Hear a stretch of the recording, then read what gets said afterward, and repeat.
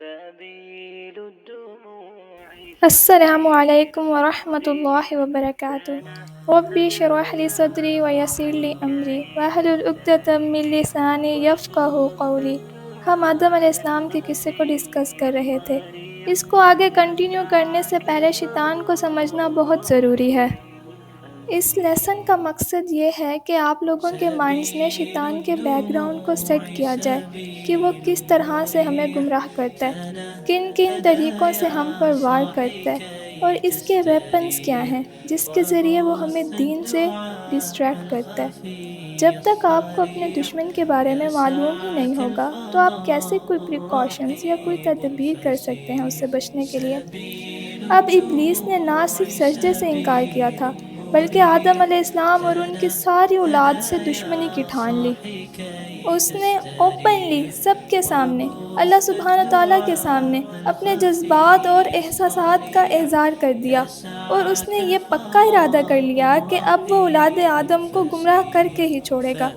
سورۃ الاعراف کی آیت اس طرح سے واضح کرتی ہے: قال فبما اغويتني لأقعدن لهم صراطك المستقيم، بس جس طرح تو نے مجھے گمراہ کیا میں تیرے سیدھے راستے پر بیٹھ جاؤں گا۔ نعوذ باللہ، اللہ تعالیٰ کو بلیم کر رہا ہے، حالانکہ اللہ تعالیٰ نے تو اس کو گمراہ نہیں کیا تھا، صرف ایک سجدے کا حکم دیا تھا۔ اس میں گمراہی کی کون سی بات تھی؟ دراصل اب شیطان کو بدلہ لینے کے لیے، کوئی غلط کام کرنے کے لیے جواز تلاش کرنا تھا۔ جب اس کو کچھ نہ ملا تو اس نے اللہ سبحانہ تعالیٰ کو بلیم کر دیا۔ آپ کو پتہ ہے کہ ہم لوگ بھی ایسا ہی کرتے ہیں، اپنے بعض معاملات میں اللہ تعالیٰ کو بلیم کرتے ہیں، اس کو قصوروار ٹھہراتے ہیں۔ جب انسان کو کوئی غلط کام کرنا ہو تو وہ بہانہ تلاش کرتا ہے۔ ایکچولی یہ ہمارے نفس کی چال ہوتی ہے جو شیطان کی طرف سے ہوتی ہے۔ ہم اپنے بھٹکنے، بگڑنے اور نافرمانیوں کا ذمہ دار اللہ تعالیٰ کو ٹھہرا دیتے ہیں۔ اس میں جو ہم اکثر کرتے ہیں وہ تقدیر کا بہانہ ہے۔ اس کے ذریعے ہم اللہ تعالیٰ کو قصوروار ٹھہراتے ہیں کہ اگر ہماری تقدیر میں لکھا ہوتا کہ ہم اچھے کام کریں تو ہم ضرور اچھے کام کرتے، اور اب میں نے یہ غلط کام کیا ہے چونکہ یہ میری تقدیر میں لکھا تھا۔ اللہ تعالیٰ ہمیں توفیق دیتا ہم بھی ایسا کر لیتے، اس نے ہمیں توفیق دی ہی نہیں۔ جب یہ سب آپ سوچتے ہیں نا تو اس کے پیچھے شیطان ہے، کیونکہ اس نے بھی سب سے پہلے یہی کام کیا تھا کہ اپنی نافرمانی اور گمراہی کا سارا قصور اللہ تعالیٰ کے ذمہ ڈال دیا تھا۔ کہا تھا کہ مجھے ایسی مخلوق کو سجدہ کرنے کا حکم دیا گیا جو مجھ سے کمتر تھی، اس سے مجھے ٹھیس پہنچی تھی، میں آزمائش میں پڑ گیا تھا اور مجھے نافرمانی پر مجبور کر دیا گیا۔ حالانکہ ایسا تو کچھ نہیں تھا، سمپل ایک سجدے کا حکم تھا، جیسے سارے ان گنت فرشتوں نے سجدہ کیا تھا۔ کیا مشکل پیش آتی؟ جو حکم تھا بس کر لیتا، لیکن اس نے ایک دوسری ہی راہ اپنائی۔ اب اس آیت میں لفظ ہے صراط مستقیم، کہ میں تیرے سیدھے راستے پر بیٹھ جاؤں گا۔ تو یہ کسی خاص ہائی وے کا نام ہے کہ جہاں پر شیطان گھات لگا کر بیٹھا ہوتا ہے کہ آپ وہاں سے گزریں تو وہ آپ کو پکڑ لیتا ہے؟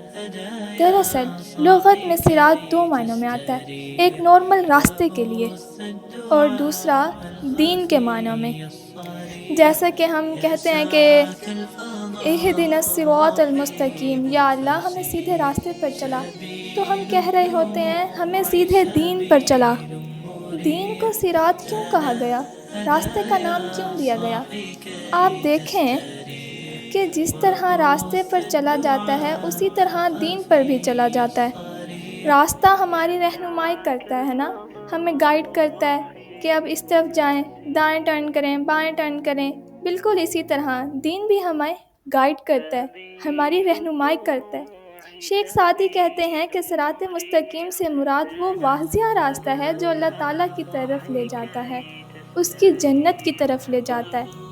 اب آپ دیکھیں کہ شیطان جو ہے وہ دین کے راستے پر بیٹھا ہوا ہے۔ جب بھی ہم دین کا کوئی کام کرنے لگتے ہیں تو اس نے رکاوٹیں ڈالنی ہیں۔ اس کا ہتھیار ہمارا نفس ہے۔ اگر ہمارا نفس کمزور ہے تو اس کے لیے طاقتور ہتھیار ہے۔ شیطان ہمیں کمزور کرتا ہے، ہمیں ڈراتا ہے کہ یہ نہیں ہو پائے گا، بڑی مشکل میں پڑ جاؤ گے، بڑی مخالفتیں ہوں گی۔ یعدکم الفقر، فکر کا حکم دیتا ہے۔ یامرکم الفحش، بے حیائی کے کاموں کا حکم دیتا ہے، غلط کاموں کی طرف اٹریکشن پیدا کرتا ہے۔ انشاءاللہ نیکسٹ یہیں سے کنٹینیو کریں گے۔ السلام علیکم ورحمۃ اللہ وبرکاتہ۔ صاحي كي تستريح